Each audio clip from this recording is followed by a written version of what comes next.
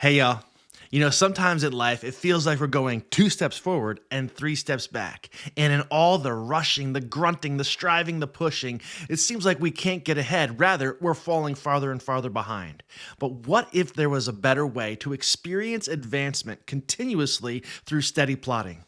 If you're anything like I was, going through the cycles of burnout to boredom, then I invite and encourage you to join me today as together we unlock biblical wisdom for life with an episode titled Banning Burnout. Hey, OB, I'm Willie Vaughan. I want to thank you for joining me. You're listening to Packing Peanuts, your favorite 40 minutes of the week.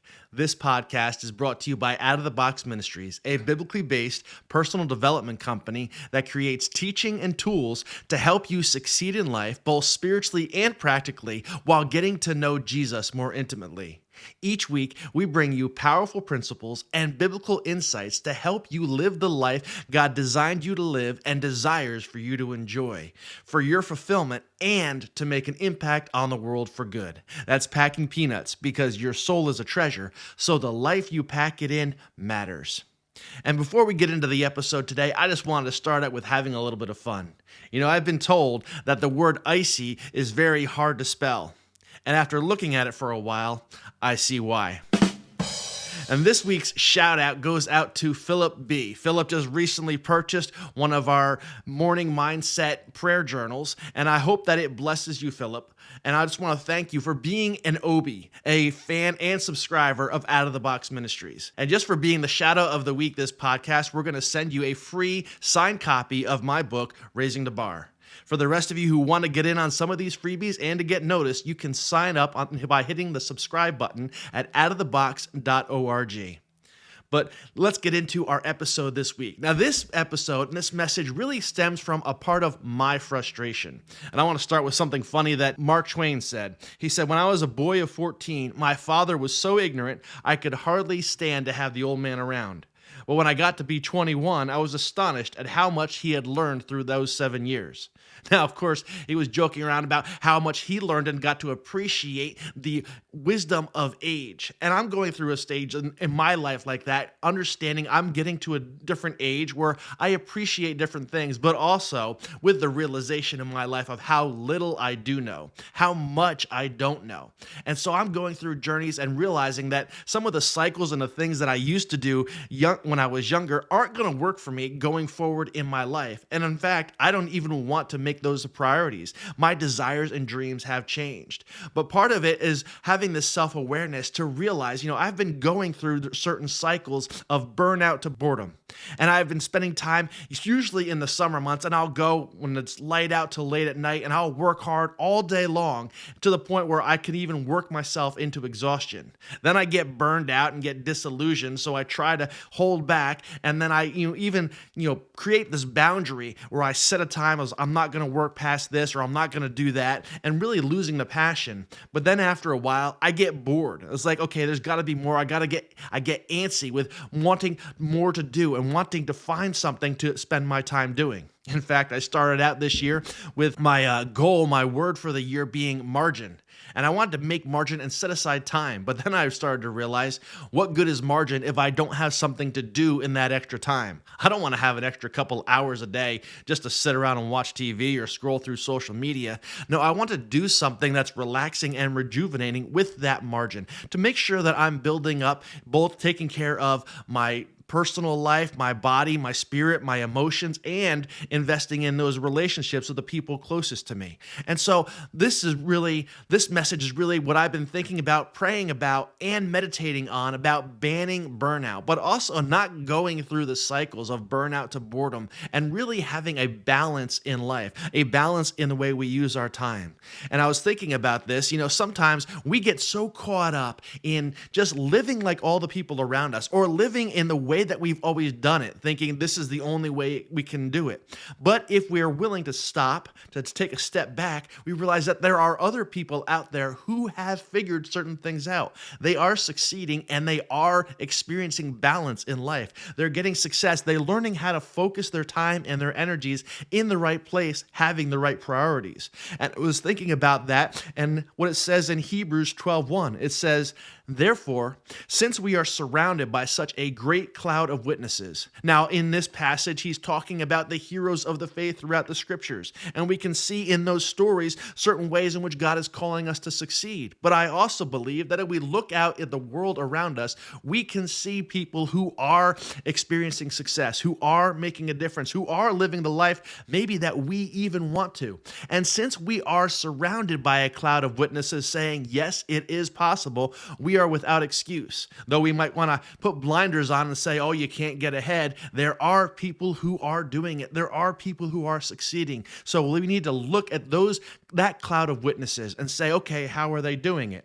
And the writer of Hebrews continues on in that same verse and says, let us throw off everything that hinders us and the sin that so easily entangles us, and let us run with perseverance the race marked out for us. Oh man, that scripture is so deep. It is so rich, and there is so much to it. But thinking about it, we need to throw off the things that hinder us.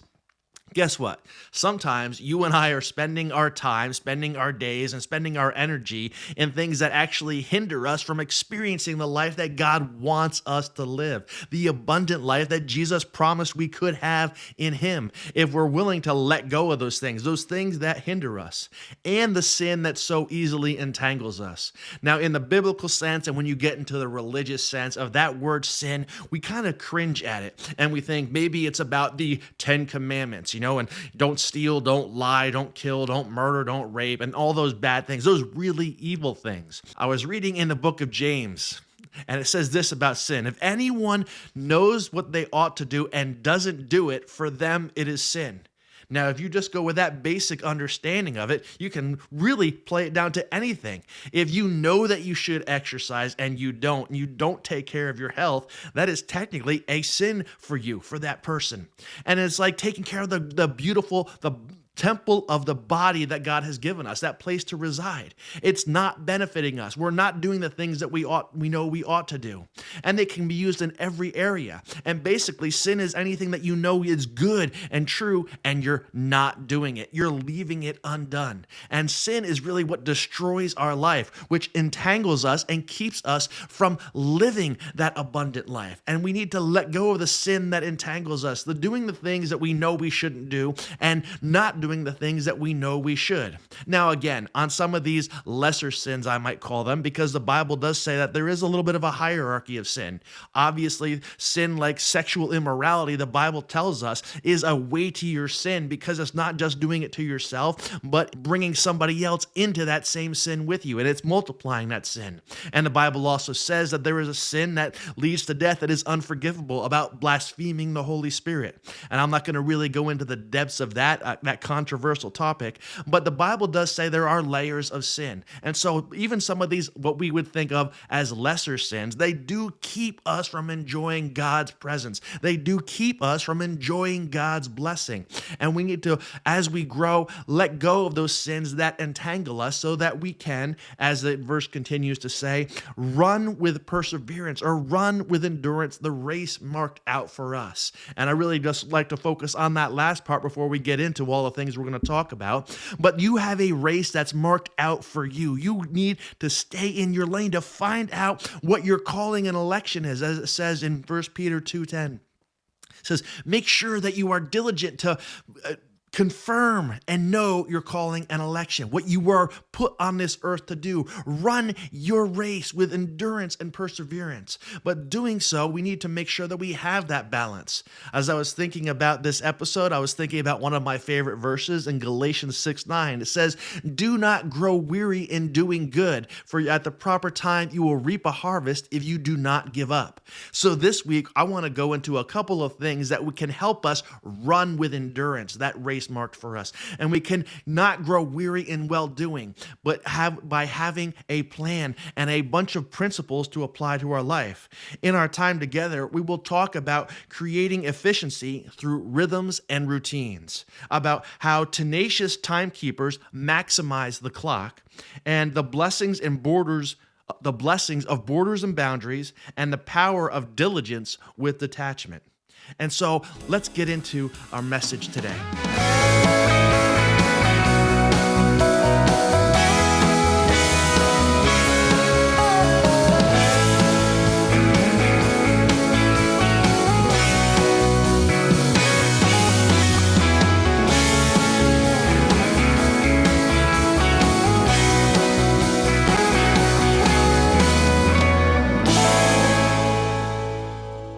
let's get into those topics today. Rhythms and routines. And as I was thinking about this, if you know me, I love the dairy industry. I grew up on 640 acres in rural Lafayette, New Jersey, on a family farm, 9 generations in the making. And really, I just love being with the animals. It's one of my great values. So that even as I've left the family farm and moved on with my life, I now am blessed to have a small homestead. And I still get up in the morning at 5 o'clock to milk the 2 cows that I have. So I love dairy animals. I love showing dairy cattle. I love caring for and feeding the animals and just being out there with agriculture. And so I really like to focus on that. And because it's part of my upbringing, I can really relate a lot of things to that. And one of the things about growing up on a dairy farm or working on a dairy farm is that you have this built-in clock that you have to be at a certain place at a certain time. You have a mandatory rhythm. The cows have to be milked twice a day, every day.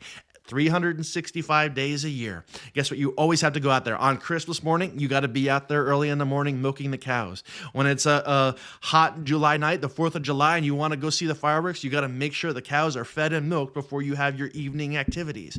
And that really creates a beautiful rhythm of life. And here's the beautiful thing about that. When you have that rhythm, it brings with it a sense of peace. You kind of know where you're going to be. There's a comfort and a stability in saying, okay, this has to be done every day, and you get into that routine. And God has created a rhythm and a routine all throughout creation. In fact, from the very beginning, when God created the heavens and the earth, he did so in 6 days and then set aside the Sabbath day and made it holy.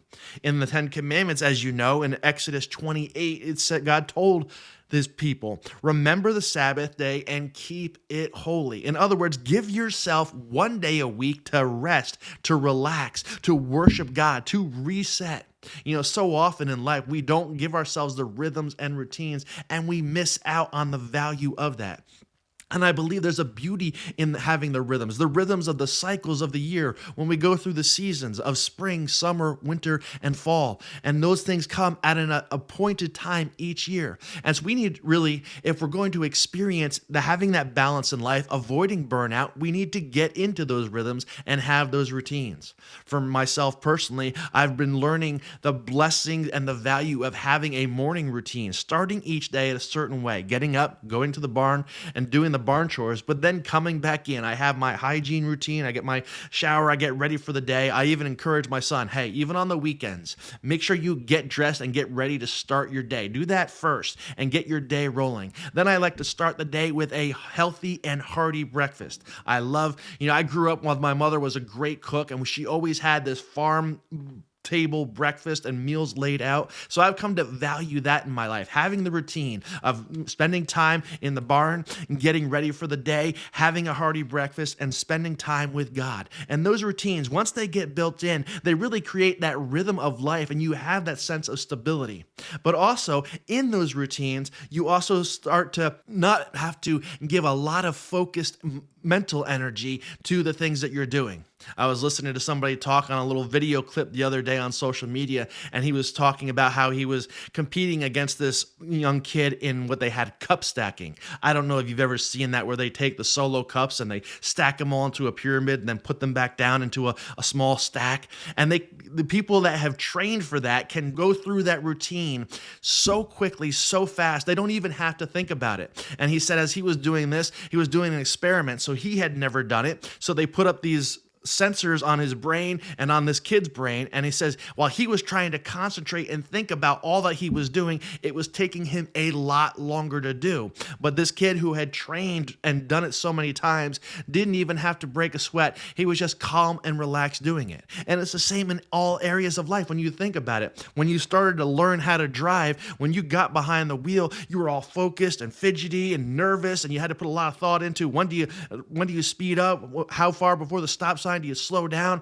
And you had to think about every little thing that you did. But once you got into a rhythm of it, a routine of it, it became second nature. In fact, so many of us, I don't know if you have ever done it, but I get to driving and I have a habit of going to one place and I'll be driving and meaning to go somewhere else, but I'll kind of put it on autopilot and end up, and I'm like, wait a minute, I wasn't going here today. I wanted to go over there, and we'll have to stop and go back. But that's because it becomes part of the routine. And the beauty and blessing of routines is once you get into them, once you get into some of those healthy routines, they become second nature. You're not using up your mental energy, your decision energy, and your thought process. Guess what? We only have the ability to make so many decisions and have so many thoughts during the day. So in the things that we do over and over, if we can get into a routine, not only can we do it more quickly, like that kid stacking cups, but we do it without expending a lot of that mental energy. And so that we can save that energy for more important tasks. But also having that rhythm of life and just having a rhythm all throughout the day, and basically making sure that in those healthy rhythms and routines, we are giving ourselves the freedom to get more accomplished and get things done. But also when you do that, you come back to being a tenacious timekeeper. And I've really as I've been learning and studying, I've realized a lot of people who are successful or are really good at managing their time do a lot to, time the tasks that they do, to keep track of how much time they're actually spending doing things. One of the things that we often can get messed up in our schedules is we say, okay, I will give myself 45 minutes to do this task. The problem is, in reality, that's a 2 to 3 hour task to get it accomplished. And once we've given ourselves 45 minutes, then we end up, stressed out the rest of the day because we're falling behind on everything.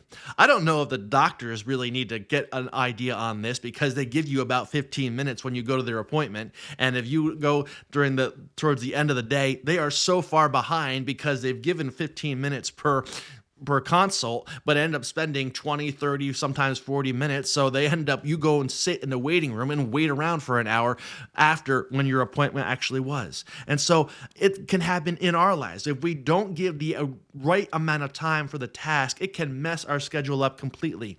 We need to be tenacious timekeepers. In Ecclesiastes,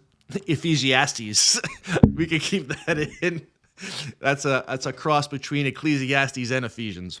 No, I'm sorry. In Ephesians 5:16, it says, "Redeem the time because the days are hard." In other words, buy back the time. In other words, make the most of every opportunity, some translations say. And it basically comes down to knowing how much time things take and being realistic with your time and redeeming it, finding ways to always, make those tasks go a little bit quicker. Again, going back to my days on the dairy farm, it's interesting to know that whether you're milking 60 cows or up to 500, it seems that, at least in my experience and what I've witnessed, it takes about 2 hours to do the milking and barn chores. Now, obviously, when you're milking 60 cows, you maybe have 2 or 3 machines and you just go through in a certain style barn and it takes about 2 hours.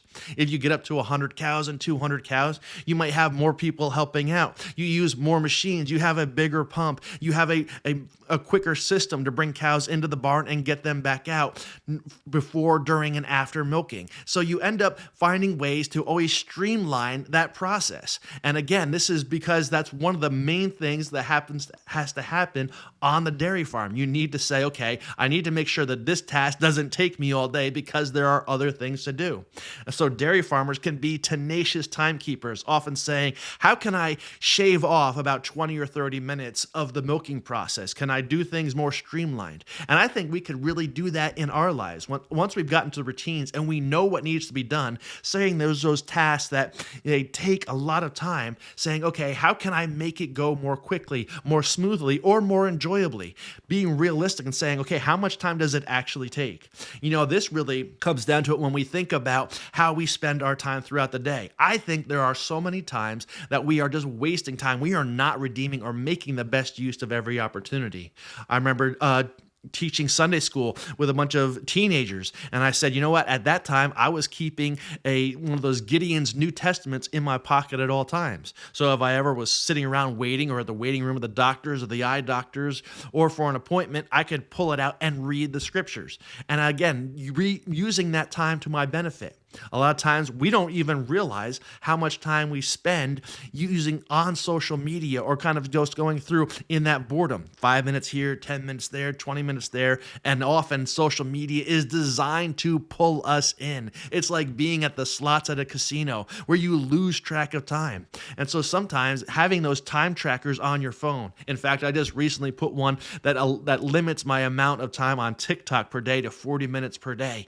Of course, it does come up with a, hey, just type in this code and we'll let you stay on longer. But at least I'm saying I'm going to keep track of the amount of time I'm spending on these different platforms. I'm going to try to limit it so that I can use my time more wisely. I can redeem the time. I can make the most of every opportunity instead of letting those little minutes here and there slip through my fingers. And when I start to realize that, then I can say, how do I invest them more wisely? You know what? They say time is one of the most precious things. You can always make more money. Heck, the government is printing more money every day. But you and I were only ever given 24 hours in a day. We have the same number of minutes, and no matter what we do, we can't stretch that. We can't make it more. So how do you use the time? How do you redeem the time? How do you be a tenacious timekeeper and say, I'm going to stay on task. I'm going to be aware of what those tasks takes, and I'm going to be diligent with the use of my time. Time management is one of the most valuable things we can do in life, and it'll help us avoid burnout if we say, listen, I'm going to make sure I'm not trying to do too many things or trying to be unrealistic with the use of my time. But then that leads into the blessing of borders and boundaries. And I think this is a key component for me because, again, a lot of times I will get these ideas. Hey, I want to do this too, and I want to do that too, and I want to do this too. And I'll add these things on instead of creating a border or a boundary and saying, okay, listen, there's only so much time and energy that I have. I need to stop. For me, I had to put this little note in. Sometimes you have to be willing to miss out if you want to maintain a healthy lifestyle, if you want to maintain the blessings that you already have. Opportunities abound in our culture and our world today. There's so many things that we could do, so many things that we could involve ourselves in, so many things that we could try to achieve, accomplish, and experience. But sometimes when we try to do everything, we end up losing out on all the things that are important to us.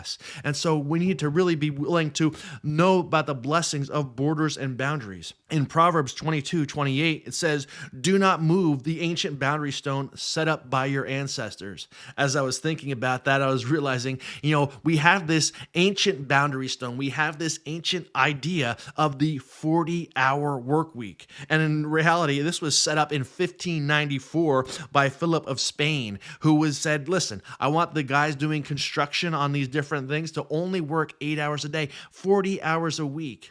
It started in the Industrial Revolution in England. I'm a history buff, as you can tell. And in America, Henry Ford was one of the ones who pushed it in his factories. He wanted his employees to experience a well-rounded life and be able to bring their best energy to their work. And you can't do that if you're just totally exhausted by working 10, 12, 14, 16-hour days. Sure, you may think you get a lot done at the beginning, but after about 40 hours, your productivity actually goes backwards, they say. You accomplish and achieve less. And yet, so often, we look at those ancient boundary stones in our lives that our forefathers have put for us and saying, hey, you want to get the most out of your time? Set a boundary of 40 hours for your work week. And we say, I'm better than that. I'm more sophisticated. I'm more efficient. And we try to get more done. We push out and we work to 50, 60, 70, 80 hours. And I wonder, are we actually getting anything more accomplished?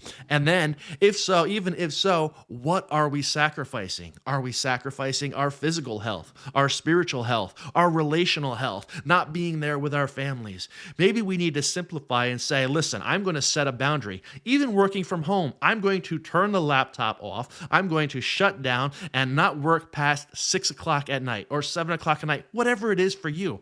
But set a boundary line in your life.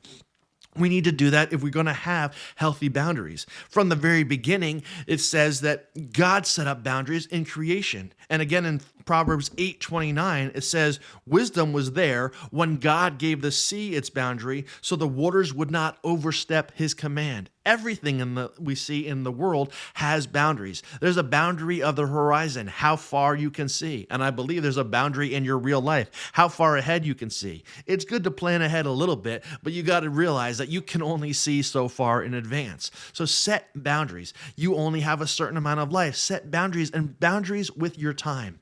And we also need to learn the power of diligence with detachment.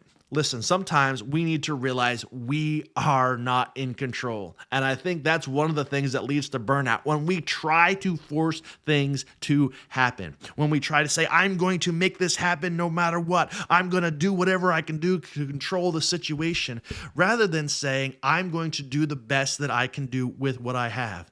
Again, this goes back to my days on the dairy farm. And what I loved was really feeding the animals for optimal efficiency, really being intentional about keeping the herd that I was in charge of, that my parents let me care for, keeping them healthy through management principles and through nutrition. Now, when you start to realize that the best way to have a successful dairy operation or any operation is to make sure that the animals are healthy. Sure, you could go out and say, I'm going to feed to make the most amount of milk or the most efficiency or the most profit, but that'll often lead to, short-term gain and long-term loss. But when you make it your ambition on the farm to make sure that your animals are healthy, bored, and happy, you will realize that they will have good reproductive health. They will have good sustained health. They will have good health in their muscle tone, in their feet and legs. They'll be able to walk. They will age and live longer, more productive lives. That sticks with your life. If you learn to be diligent and take care of your health, you will have a longer, more productive life and be more effective long-term in everything that you do. But if you just push to try to make as much money as you can, as quickly as you can, you will end up missing out in the long run. So make sure that you are taking care of your spiritual health, your mental health, your emotional health, your relational health, and all areas of your life. In fact, going back to this idea that I'm really fascinated with, the idea of the 8-hour workday. In the Bible, it says that God has given us 12 hours a day for light and 12 hours a day of darkness. And again, that kind of goes seasonally, but when you think about that, there's 12 hours a day to work and 12 hours a day to rest. And also keeping in mind that there is a 1 day a week of having that Sabbath rest, of resetting. But when you talk about 12 hours a day to work, what I used to think was that was 12 hours of working at my job. But the reality is there are two different types of work. There is your paid work, your career, where you go to make money to provide for your family, to provide for your financial needs, and to provide for what you need. And that is a biblical concept. In fact, the Bible says that anyone who does not care for the needs of their family, especially those closest to them, is worse than an unbeliever. But it also says that in life there is paid work and there is unpaid work. Guess what? There is the work of caring for your spiritual needs. There is the work of taking care of your home, of making sure that you take care of your physical health, of making dinner, cleaning the house, taking care of your children. All these things are important and maybe not the most fun, but they have to be done. It is work. So make sure that you make time in your life for the unpaid work, and that will pay off huge dividends, because when you can show up at your job with just this sense of freedom and mental clarity and this sense of overall health and well-being, you will bring a lot more to the table, and you will be a lot more effective and productive in the day, in the hours that you spend at your job with your career. And if you're diligent to make sure you stop at the right time, you will also bring enough of yourself to your relationships with the people you love. You will also enjoy a more quality of life when you live healthy, when you've eaten right, when you've taken care of your body, making sure you're getting enough rest, and spending time taking care of your spirit and your soul. Listen, give yourself time to maybe go to counseling or therapy. Put in that work for emotional blessings so that you can experience it. Have the power of diligence with detachment. Don't focus on what you're going to create, but focus on being diligent and caring for all that God has blessed you with. If you put these things into a practice, I believe you'll start living that balanced life. You will ban burnout from your life. You will experience a richer and deeper life, and you won't fall into boredom where you'll be tempted to go in the wrong ways. And you will experience the fullness of the life that God has for you. So just to sum those up, make sure that you get rhythms and routines in your life, that you have a routine of when you get up in the morning, when you leave your job in the evening, before you go to bed, setting things up. Get those rhythms and routines and make them just a part of your habit. Be a tenacious timekeeper to maximize the clock. Be realistically aware of how long it takes to do something and look for ways to streamline the things that you always need to get done. If you do so, you will redeem the time and you will end up with a lot more extra time that you can invest more wisely and properly. Know the blessings of borders and boundaries. Know when to say enough is enough. Know when to quit. Know when to stop so that you can start the next day refreshed and ready to get things accomplished, get things done. And know the power of diligence with detachment. Guess what? You are not in total control. Do what you can with what you have. Make sure to take care of what needs to be taken care of and leave the results up to God. I believe that if you do this, you will be living out what it says in Proverbs 3:5-6. It says, "Trust in the Lord with all your heart and lean not on your own understanding. In all your ways acknowledge him or follow his commands, and he will direct your paths. And remember that his paths and his plans for you are good, to give you a hope and a future," as it says in Jeremiah 29:11. Well, friend, I want to thank you for joining me today. I hope that this episode has inspired, challenged, encouraged, and equipped you to live the life that God has for you and to experience all of his goodness in a balanced life, free from burnout or boredom. Yeah, I'd love to share with you a resource that I've created that I've started to institute in my daily morning routine. It's the Mindset Prayer Journal. You can learn more about this resource at outofthebox.org. That's OUTA, thebox.org/motivation. And I look forward to seeing you next week. And until then, remember, Jesus loves you, and so do I.